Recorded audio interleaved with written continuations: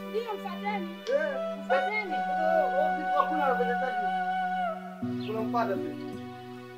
Babu, umbea ufai. Tena mwambieni, mimi vitu vya ukubwa sije kusema huko. Kwa sababu ile mboga amenunua kaka yenu, halali yenu nyinyi kula. Ndio mama, mama yuko sahihi. Mama anakwenda. Mkomesheni. Mama unakwenda. Yaani mama anasema hataki kupeleka mambo ya ajabu ajabu. Mwanangu. Ile tukio mmelifanya kweli? Tukio gani mama?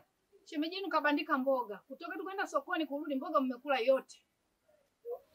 Sawa mama, sisi tumekula mboga. Sasa sisi tumekula kule. Yeye kaja kusema huko ili weje. Na mboga ya kaka yenu. Ndio. Halali yenu mlivyokula. Oe. Ushemeji vipi hivi? Wewe unaelewa kweli? Sisi anakuja kusema kwa anasichongea. Yule inawezekana kichwa kule amfeli hazi yule. Sawa, sisi tumekula mboga. Mboga kanunua kaka. Sasa yeye anakuja kumwambia mama ili weje. Atuchonganyisha. Mfano. Ndio. Ndio mfateni. Mfateni. Vitu hakuna anavyohitaji. Tunampata sisi. Babu, umbea ufai. Tena mwambieni, mimi vitu vya upumbavu sije kusema huko. Kwa sababu ile mboga amenunua kaka yenu, halali yenu nyinyi kula. Mimi mambo ya kunishtakia mambo madogo madogo ya staki. Mboga amenunua kaka yenu na mmekula nyinyi, halali mle mboga hiyo. Ndio.